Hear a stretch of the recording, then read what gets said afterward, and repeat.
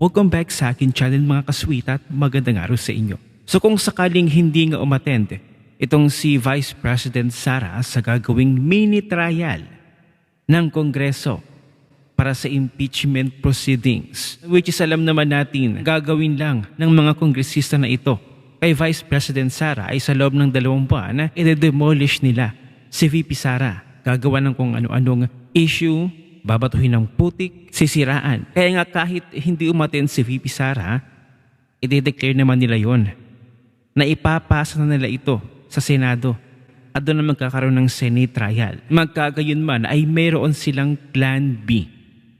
Didikdikin daw nila si Vice President Sara doon sa Senate trial. Abay, nagpaplano pa sila ng People's Court kuno. Ayon nga kasi kay Jaime Regalario, chairman ng Kilusang Makabansang Ekonomiya. Plano nga ng grupo na magtayo ng People's Counterpart o People's Court. Kasabay nga ng paglilitis ng Senado kay Vice President Sara. Panoorin natin ang video na ito. Karapatan natin yun parang isang uri ng pagbabantay na hindi natutulog yung tao doon sa nangyayari sa Senado.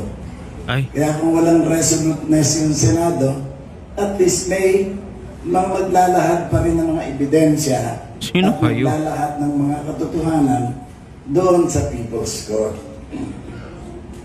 So parang pinalalabas nitong Kilusang Makabansang Ekonomiya na parang wala silang tiwala sa mga senador doon, sa mga tatayong maglilitis kay Vice President Sara. Anong sinasabi nitong sila daw ang maglalabas ng katotohanan? Bakit hindi ba magiging patas doon ng mga senador? Parang hindi naman yun tama. Kasi di ba Senate trial na nga. Nandun na yung huling stage, huling proseso. Kumbaga sila na yung huling sasala o huling maglilitis. So ang tawag doon, yun na yung final process. Kumbaga may proseso na. Kumbaga yun yung official na proseso sa Senado. So bakit kailangan pa ng parallel na People's Court? Tingin ko manggugulo lang kayo dyan sa Senado. Wala pa nga maipakitang ebidensya itong mga bawayang kongresista na ito. Nag-fishing expedition pa nga lang sila . So anong ipepresent nilang evidence doon sa Senado? At tinatawag pa nila itong People's Court. Ito pa ang isang video mga kasweet na kanilang parang kasama sa Plan B na kanilang gagawin laban kay Vice President Sara. Inililihis lang daw ni Vice President Sara Duterte ang usapin tungkol sa mga isyu sa halip na sagutin ang mga paratang sa kanya. Ayon yan sa isang human rights lawyer. Alamin ang detalye sa Agenda Weekend Report ni Charmaine Abog ng Abante. Nababahala si human rights lawyer Dino De Leon sa ugaling ipinapakita ni Vice President Sara Duterte sa gitna ng impeachment complaint laban sa kanya. Bilang isa sa counsel ng second impeachment case, importante para kay Attorney De Leon ang paliwanag ng pangalawang pangulo sa mga ibinabatong aligasyon. Sa halip na mag-explain, inililihis niya ng kampo ni VP Hindi pa ang nga siya usapin. pwedeng magpaliwanag. Hindi naman sinagot kung ano yung mga aligasyon. Bumalik na naman sa teknikalidad. Ang sinabi, Ayun talaga. wala daw ultimate fact na allegation. Alam niyo Technicality po, talaga ito po dito. yung mga attempt na, and ito po ang mastery kasi ng Duterte camp, no? Ay, yung mastery. tinatawag nating dilituhin tayo, yung tinatawag nating diversion, yung tinatawag nating muddling of the issues. Matagal na rin aniya ang usapin ng confidential funds, pero hanggang ngayon ay wala pa rin napapanagot dito sa kabila ng matitibay na ebidensya.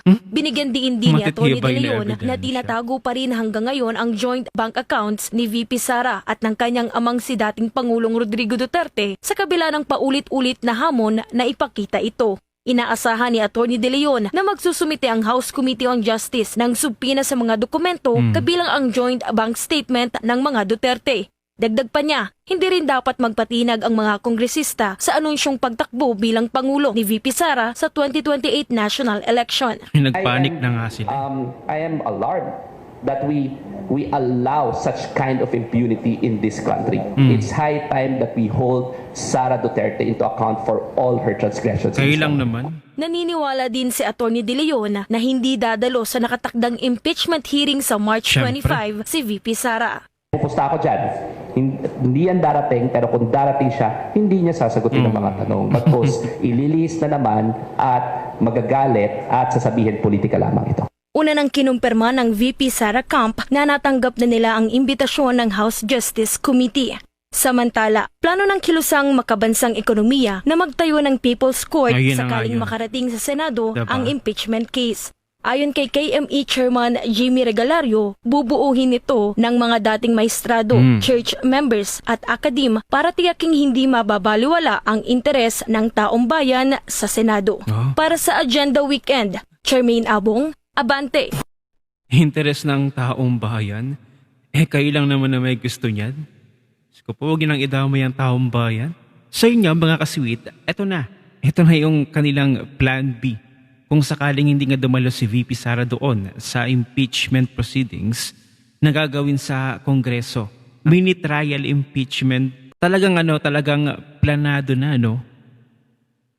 Kung sakaling hindi dumalo, ay manggugulo naman doon sa Senado. Well, tama naman sinabi nito ni Attorney De Leon. Talagang hindi naman talaga a-attend dito si VP Sara. Hindi na kayo bibigyan ng argument pa dahil nga anticipated na ang botohan pabor sa impeachment. So bakit pa sisipot si VP Sara? Makikipagplastikan sa inyo. So, idiretso nyo na. Idiretso nyo na doon sa Senado. Sa Senate trial na magkakaalaman. At saka, abogado tong mga ito. From the word itself, confidential funds. So bakit kailangan magpaliwanag ni VP Sara patungkol sa confidential funds? Kaya nga confidential di ba? At saka hindi lang naman si VP Sara ang may confidential funds. Halos lahat na nga ng sangay ng gobyerno, meron. So bakit si VP Sara lang inyong pinagpapaliwanag? Which is yung confidential funds ayon sa COA na paulit-ulit na lamang ay cleared na nga. Talagang wala kayong maibato. At saka paano nga sasagot si VP Sara sa inyong mga aligasyon, sa inyong pambibintang? Wala nga kayong mahipakitang ebidensya. Si VP Sara pa ang pinaglalatag at pinipilit niyong magpakita ng ebidensya na gayong siya ang inyong pinagbibintangan. Totoo ba kayong mga abogado? At sasabihin niyo pa na inililihis lamang ni Vice President Sara ang mga isyu patungkol sa kanya? O kayong mga kongresista dyan, ang inililihis ang tunay na problema ng bansa? Na wala na nga yung issue ng flood control ng mga ghost projects, ng mga bilyong-bilyong pondo. May napanagot pa? Meron pa nga dumagdag yung 18 Marines ang mga male-maleta na pera, na pondo ng bayan ay inyong binulsa. So sino ngayon ang naglilihis ng issue? Kayo mga kasweet, kayo ang akin tatanungin. Sino ang naglilihis ng issue? Ang mga kongresista? Ang Marcos administration? O si Vice President Sara? Abay, i-comment mo na yan sa comment section at magkita-kita ulit tayo.